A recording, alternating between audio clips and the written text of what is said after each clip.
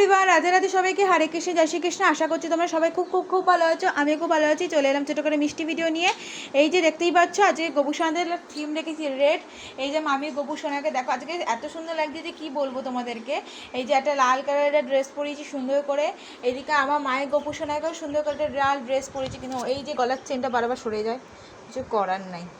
তো দেখতে পাচ্ছ উঠাচ্ছি আর পড়েও যাচ্ছে। তো এই যে বড় গোপুসোনা, তো এই যে ছোটো গোপুসোনা, ছোটো গোপুসোনাকে কেমন লাগছে জানিও।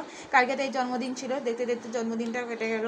তারপরে এই যে রাধারানীকে দেখো সাদা আর লালের মধ্যে সুন্দর করে পরিয়েছি, কেমন লাগছে জানিও।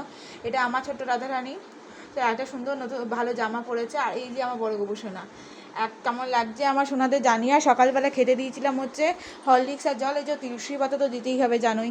এই যে ধূপ করে দিয়ে আরতি করে দিয়েছি, তো কেমন লাগছে জানিও। এই যে এই নিয়ে এসেছে তার গোপুসোনাকে আদর করতে। সোমবার দিন নিয়ে যাবি তাই তো?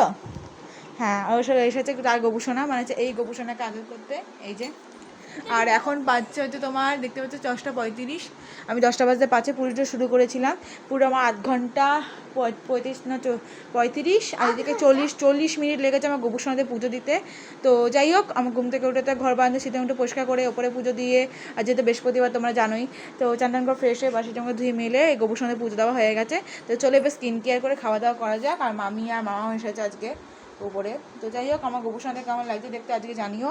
ভালো লাগলে অবশ্যই like comment share subscribe follow করে দিই। এখন তো টাটা, দেখা হচ্ছে নতুন একটা ভিডিওতে। বুনু টাটা করে দে।